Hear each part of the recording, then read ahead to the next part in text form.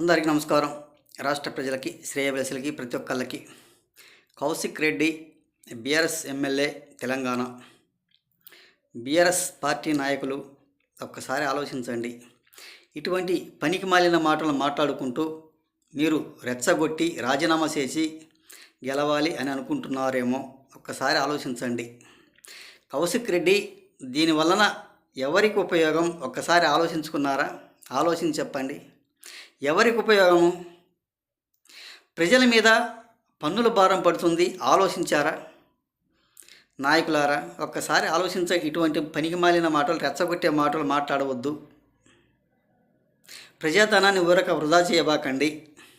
ప్రజల మీద భారం వేసి మీరు సింపతి పొంది, సునకానందం పొంది అధికారంలోకి రావాలంటే ఎప్పటికీ రాలేరు.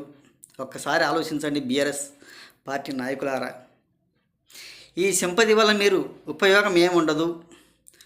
ఉపయోగం అంటూ ఎవరికి ఉండదు. ప్రజల మీద భారం వేయటానికి కానీ మీరు రెచ్చగొట్టే ప్రయత్నాలు చేసి మీరు సింపతి పొందాలంటే జనాలు ఎప్పుడు సింపతి పొందలేరు. ఒక్కసారి ఆలోచించండి. ఇటువంటి పనికిమాలిన గొడవలు పెట్టుకొని ఒక రెచ్చగొట్టే మాటలు మాట్లాడుకుంటే హరీష్ రావు గారు, ఇది ఎప్పటికీ మీకు సింపతి రాదు. జనాలు మిమ్మల్ని బయటికి గెంటేశారు. ఒక్కసారి తెలుసుకోండి. మీరు కేంద్రంలో బీఆర్ఎస్ పార్టీ పెట్టారు. ఏ ఒక్క సీట్ అయినా, ఏ ఒక్క రాష్ట్రంలో అయినా, ఏ ఒక్క చోటైనా ఒక్క సీట్ అయినా గెలుచుకోగలిగారా? ఒక్కసారి చెప్పండి. గెలుచుకోలేరు. ఎప్పటికీ రాదు అది అధికారంలోకి. ఒక్కసారి ఆలోచించండి. కౌశిక్ రెడ్డి గారు, మీరు మీ ఇంట్లో ఆడవాళ్ళని అడ్డం పెట్టుకొని మీరు గెలిచారు. అంతకు నీకు నోటి దూల, నీకు దూల అనగాలంటే నువ్వు రాజీనామా చెయ్యి.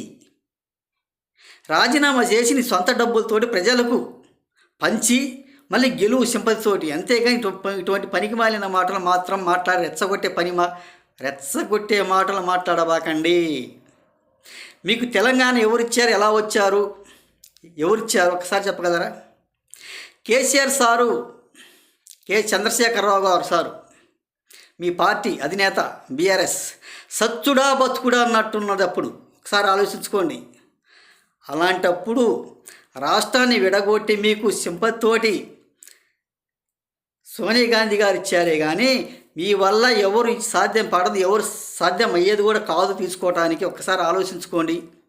అదే ప్రకారంగా చంద్రశేఖరరావు గారు సచ్చుడా బతుకుడా, మరి అప్పుడేమైనా కోరికాడా? మరి ఇప్పుడు సునకానందం పొందడానికి, ప్రజలలో సింపతి పొందడానికి, ఒక అధికారంలోకి రావాలని, ఒక సునకానందం పొందడానికి చంద్రశేఖరరావు సార్ దగ్గర సునకానందం పొందడానికి తప్ప దేనికి పనికొచ్చేవాళ్ళు మాత్రం కాదు ఈ బీఆర్ఎస్ వాళ్ళు. మీ పార్టీ అంతటితోనే హంతమైపోతుంది. ఒక్కసారి తెలుసుకోండి. మీ ఎమ్మెల్యేలు ఒకళ్ళని చూసి ఒకళ్ళు కాంగ్రెస్ పార్టీలోకి వస్తున్నారే కానీ మీ పార్టీ దుకాణం మూత బంద్ చేసుకోవాల్సి వస్తుందేమో. ఒకసారి ఆలోచించుకోండి. చంద్రశేఖరరావు గారు, కేసీఆర్ సారు గారు, ఇటువంటి పనికి మాలిన మాటలు మాట్లాడబాకండి. ప్రజాధనాన్ని వృధా చేయబాకండి. ప్రజల మీద పన్నులు భారం వేయబాకండి. ఇటువంటి రెచ్చగొట్టే మాటలు మాట్లాడితే ఎవరు ఒప్పుకోరు, ప్రజలు రెచ్చిపోరు. అది ప్రజలు కోరుకున్న ప్రభుత్వం. ప్రజలు ఓటు వేసి గెలిపించే కాంగ్రెస్ పార్టీని అధికారంలోకి తీసుకొచ్చారు. ఒక్కసారి తెలుసుకోండి. మీరు ఎంత రెచ్చగొట్టినా, మీరు రెచ్చగొట్టుకొని, మీరు గొడవలు పెట్టుకొని, మీరు తగలబెట్టుకోవడమే కానీ ప్రజలంటూ ఏం రెచ్చిపోరు. మీరు ప్రజలను రెచ్చగొడుతున్నారు.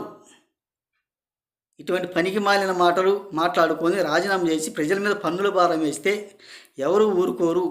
చాలా చోట్ల కూడా భూ కబ్జాలు చేసి వాగులు వంకలంబడి చెరువులంబడి నీళ్లు పోకుండా అడ్డం కట్టేసి, ఇప్పుడు హైదరాబాద్ మొత్తం నీళ్లు మునిగిపోయింటే ఏ విధంగా వరదలు ఎలా వచ్చాయి, ఏ విధంగా వచ్చాయి ఒకసారి చెప్పగలరా? మరి మీరు వరద బాధిత ఒక రూపాయి కాకపోతే ఒక రూపాయి ఆదుకునే గలుగుతారా? మీరు కాదు కదా, గలగలేరుగా, ఆదుకోలేరు కదా.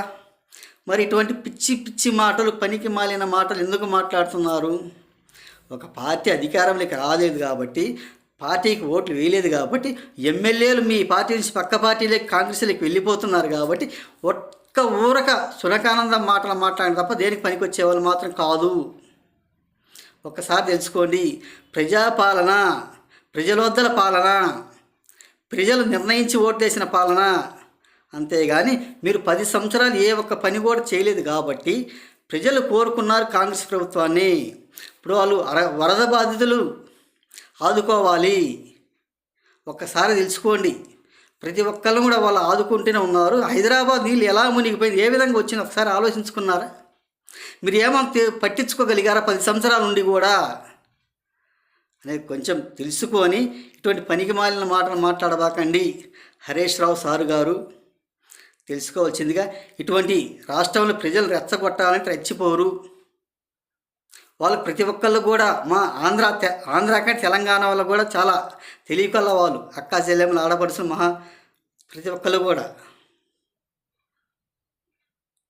అని తెలియజేస్తూ, రాష్ట్ర ప్రజలకి, శ్రేయోభిలాషులు ప్రతి ఒక్కరికి హృదయపూర్వక ధన్యవాదాలు తెలియజేస్తూ, తెలంగాణ రాష్ట్ర ప్రజలు ప్రతి ఒక్కరికి హృదయపూర్వక ధన్యవాదాలు తెలియజేస్తూ సెలవు తీసుకుంటాను నేను.